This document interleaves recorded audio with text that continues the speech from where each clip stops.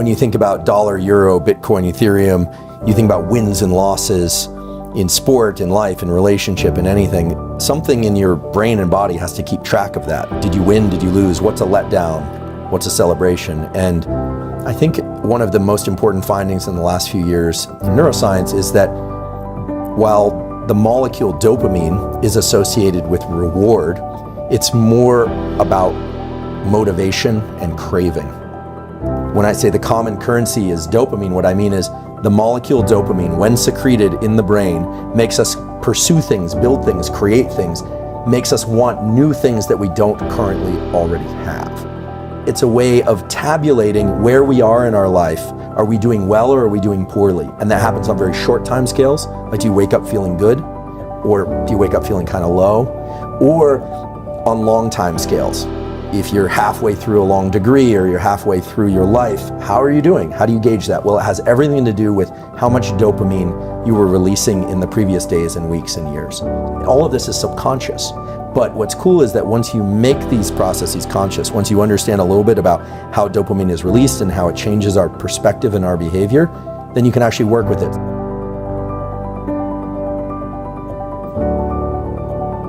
To this example of the person that's not motivated, that can't get off the couch, that doesn't want to do anything. Well, this is the problem. We remember the rat experiment?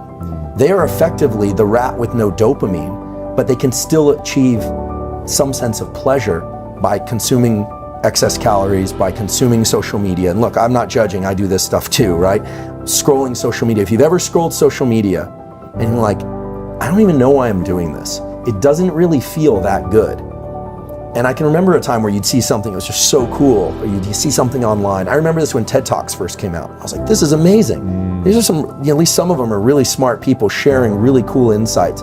And then now that there are like a gazillion TED Talks, I remember spending a winter in my office when I was a junior professor, cleaning my office finally, and binging TED Talks in the background, thinking this is a good use of my time. Pretty soon, they all sucked to me. I was like, this isn't good. So what you need to do is stop watching TED Talks for a while, wait, and then they become interesting again. And that's this pain-pleasure balance. And so for people that aren't feeling motivated, the problem is they're not motivated, but they're getting just enough or excess sustenance.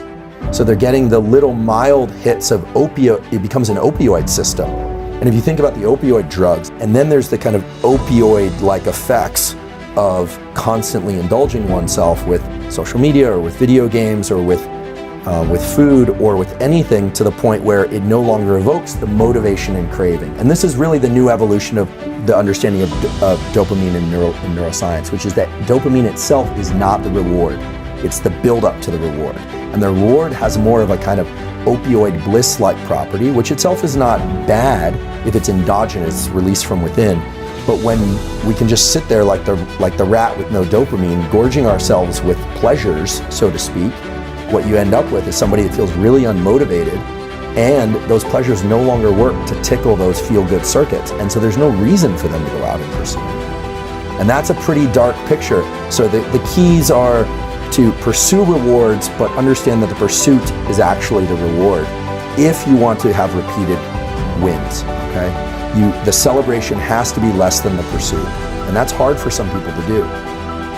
If you can start to identify the craving as its own internally released drug, this thing dopamine, that is a source of motivation, then what you realize is that capturing the reward is wonderful, but attaching dopamine to the reward is actually a little bit dangerous. Celebrating the win more than the pursuit, it actually sets you up for failure in the future. And so this gets us right into something called dopamine reward prediction error. Reward prediction error is basically if you expect something to be really great and then it's not quite that great, your dopamine baseline lowers.